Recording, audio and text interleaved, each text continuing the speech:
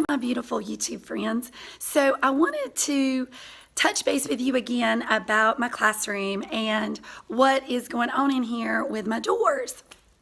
So I talked to you about how I'm doing Alice in Wonderland, and I wanted to give you a little teacher tip. Our doors were refinished last year, so we were not allowed to tape onto our doors. And so I ended up getting these command strips. And it actually makes putting things on the door much easier because I put those command strips on the door, and then I'm able to just put the command strips onto my paper. And I'll walk over here and show you. So for that door, that's going to be my Cheshire cat. So I just have this purple paper from our room, and I'm just going to put the command strips on there and tape it up over there. And then on top of that, I have my pink wrapping paper that I'll do for the stripes for the Cheshire cat. So I'm kind of excited about that, and I think that'll work out great. And then I have just the white paper to go on my door that's over here. As you can see, I already have the command strips over there. And then I have the green paper for the bottom to put all of my beautiful flowers on. So I'll keep you updated. I'll let you know how it's going. So I wanted to teach you how that I decorate my door. This door, this one, is my easiest door to decorate, and that's because it's only 31.5 inches across. So it's shorter. My paper doesn't have to be aligned exactly straight because I can just trim around the edges. So you can see these are the Velcro command strips, and this is the Velcro side, and then I've already got the other Velcro side up here on my door.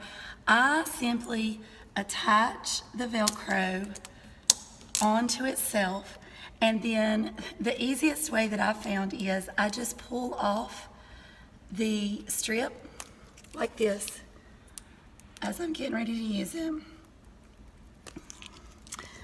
and pull this one off, and then this one.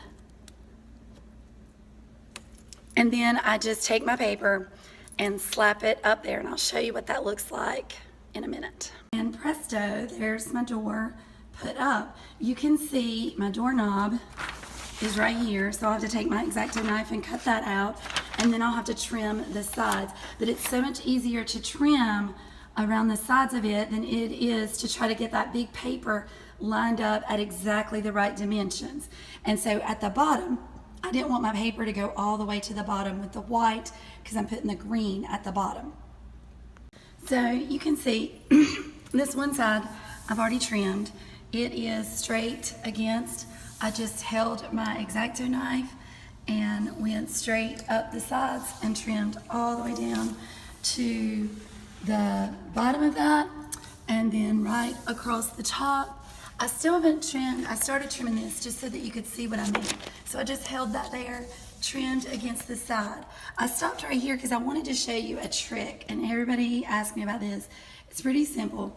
To cut out around my doorknob, I just make an X. So right here, when the paper was outside of here, you can see I just made an X with my X-Acto knife, push this back, and then I just take my finger and trace around that with my finger so that I can feel the way that that doorknob is, and then I just take my X-Acto knife and trim right around it, and I'll show you what that looks like when I get it cut.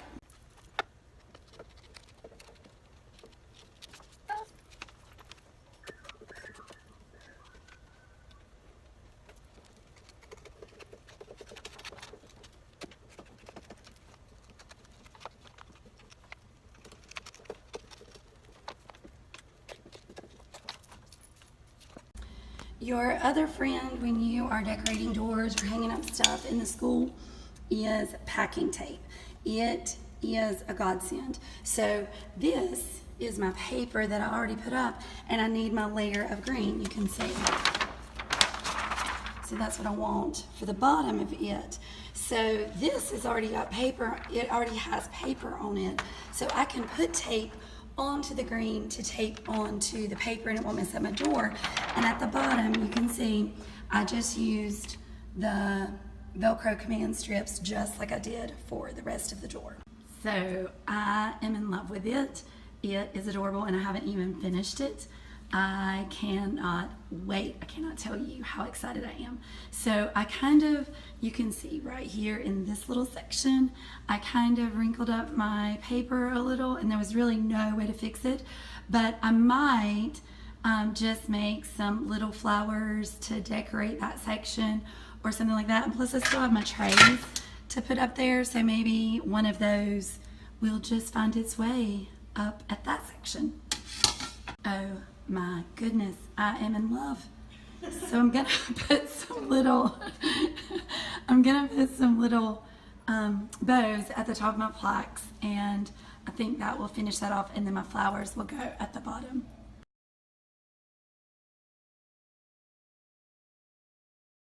Okay, so where my other door was so easy to cover because it is only 31.5 inches across, and so I have a lot of leeway and a lot of wiggle room, if you will, to mess up going down the board. I don't have that with this door.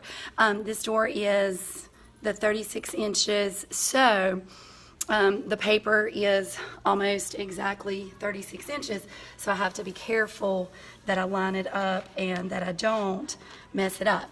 On this door, I'll show you, I use different command strips. I didn't use the Velcro ones. I used just the sticky ones, and that's because this door is only going to be one piece of paper with some layers on top of it and not as heavy as that one, so I didn't feel like that I had to do the same thickness as the other.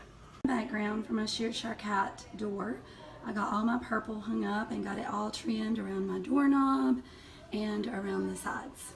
So I'm making the stripes for my Sheer Shark Hat, and I just took this beautiful fuchsia pink wrapping paper. I just got it at the Dollar Tree, and because it's not 36 inches wide, then I had to cut a strip that's 36 inches.